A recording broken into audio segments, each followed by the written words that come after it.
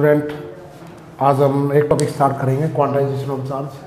तो क्वांटाइजेशन क्या होता है, इससे पहले हमें ये समझना है कि जैसे कि हमको दो बॉडीज़ को रबिंग करते हैं तो उसके बीच में पॉजिटिव नेगेटिव चार्ज आता है दोनों बॉडी के ऊपर।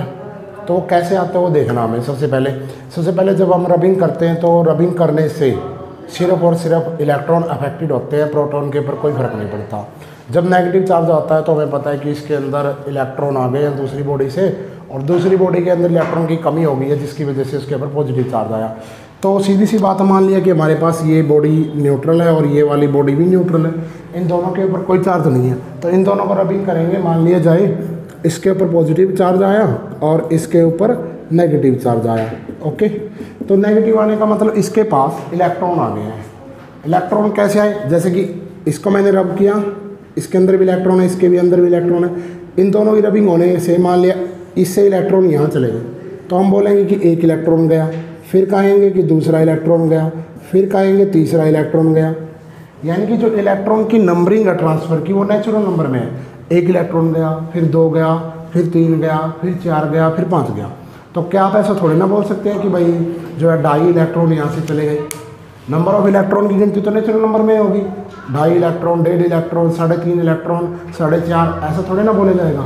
जैसे कि एक गेहूं की बोरी है, एक गेहूं की बोरी में से हम दाने निकाल रहे हैं गेहूं के, या चीनी, या हमारे पास चीनी के हम दाने निकाल रहे हैं, 1 दाना, 2 दाना, 3 दाने, 4 दाने, ऐसे ही तो निकालेंगे। ये थोड़े ना बोलेंगे कि हमने 3.5 दाने निकाले। तो वैसा ही काम इलेक्ट्रॉन के साथ हुए, इलेक्ट्रॉन पूरा का पूरा आएगा, ये नहीं है कि आधा आएगा भाई।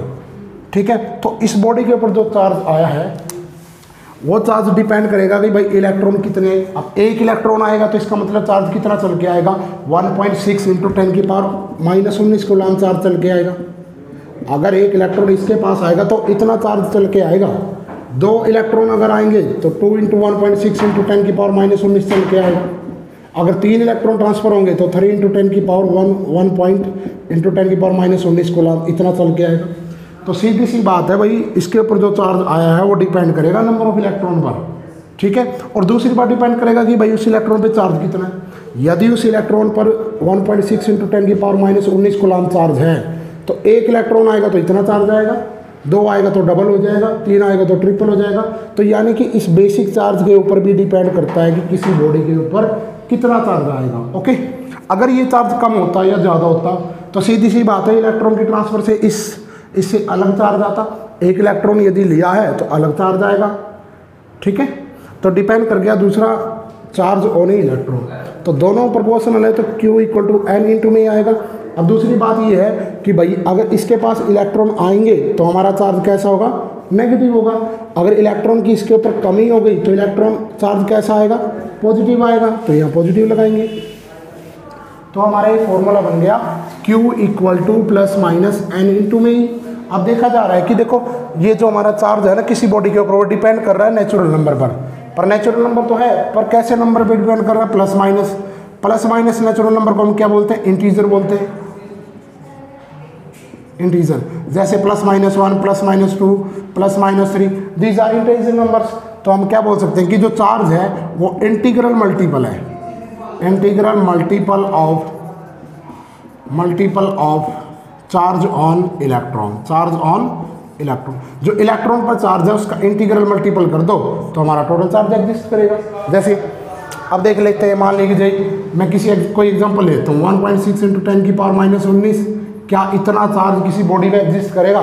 जी बिल्कुल करेगा, क्योंकि हम इसको ये लिख सकते हैं 1 × 1.6 × 10⁻⁻19 कूलम। इतना चार्ज आया भाई, इसका मतलब 1 इलेक्ट्रॉन ट्रांसफर हुआ है। पर यदि मान लिया जाए मैं लिख लेता हूँ 0.8 × 10⁻⁻19 कूलम, क्या किसी भी बॉडी पर इतना चार्ज आ पाएगा? तो देखते हैं। तो इसको लिख सकता हूँ 1/2 × में 1.6 × 10⁻⁻19 कूलम। 0.8 का मतलब 1.6 का आधा। तो हम क्या देख रहे हैं, ये तो इलेक्ट्रॉन का चार्ज हो गया, पर ये नंबर कितना आया, 1/2। इसका मतलब किसी भी बॉडी पर ये चार्ज नहीं आएगा, क्योंकि ये बता रहा है कि भाई कितने इलेक्ट्रॉन ट्रांसफर होने हैं, 1/2। आधा इलेक्ट्रॉन तो ट्रांसफर हो ही नहीं सकता, इसका मतलब इस बॉडी पर ये चार्ज नहीं आ पाएगा। तो ठीक है, आज हमारा ये टॉपिक है। थैंक यू दोस्तों।